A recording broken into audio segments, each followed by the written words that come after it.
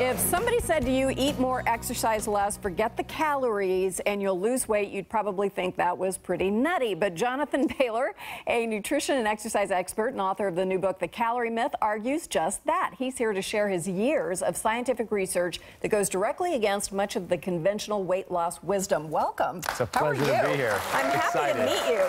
So what do you think is the biggest myth we have out there about dieting and weight loss? The biggest myth is without question that we need to consciously count calories. The more we've focused on counting calories instead of eating high-quality food, the food we've eaten for generations, which helped us avoid obesity effortlessly, is the biggest myth out there. Okay, tell me what those foods are. Stat, I need to know. What you're essentially saying is not all calories are equal, right? That's exactly right. But the message we hear is just eat whatever you want. Just don't eat too much of it. Don't exceed 1,200 calories or 1,400 calories. That's nonsense. No one even knew what a calorie was, let alone count them prior to the obesity epidemic. So the sooner we can get back to that approach, just eat food, things found in nature, until you're full and satisfied, the happier and healthier we'll be. Okay, so where do I start if I'm trying to work that diet plan? And I use diet in the big way, like meaning what I eat, not some weird thing where it's all around grapefruit twice a day or something like that. So how do I go about starting this? So first, forget about math. This isn't about math. This is about food and enjoyment. Right? The dinner table is not a place to do math. It's a place to eat food. And remember what food is. Food are things that we've had on this earth for generations. Things that our grandmothers told us were healthy. Things you find on the perimeter of your grocery store. Think non-starchy vegetables, nutritious protein, whole food fats, and lower sugar fruits. Does this mean that I can't have dessert? Absolutely not. It's not about not eating sweets. It's about practicing safe sweeteners. Safe sweeteners. Okay, what does that mean? That means you're going to want to focus on sweeteners that have minimal impact on your hormones, such as xylitol, erythritol, stevia, and a new one called lohango. These are all natural, very sweet, and they don't clog up your metabolism. Okay, so and stevia I actually really like, and that's pretty easy to use. The other ones I hadn't heard of, but we'll put all that on the website so people can take a look at that. So, all right, let's talk about the idea of eating more, exercising less, and losing weight. How does that work from a scientific point of view?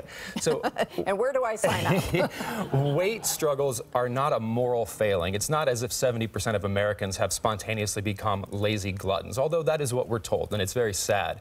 What obesity is, it's a disease. It's a dysfunction in a metabolic dysregulation, and we need to see food, whole, healthy foods, as therapeutic. Once you see the right kinds of foods as therapy that can cure the underlying cause of obesity, eating more of them versus being afraid of them or counting calories makes a lot of sense. It does. And I don't know if you saw our earlier segment about eating whole, eating local, eating organic.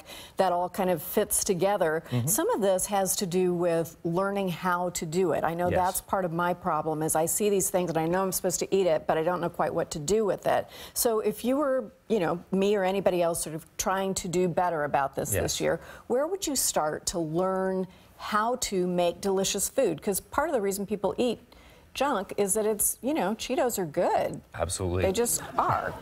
Absolutely. The first thing we need to do is overcome this false fear of fat that's been put upon us. Because, for example, green leafy vegetables are fabulous for us. But if we think we can only eat them raw, a lot of people aren't going to do that because, frankly, that's not very delicious. Right. But if you know that you could take some collards and some kale, saute it in some bacon drippings, maybe add some salt to it, that's quite delicious.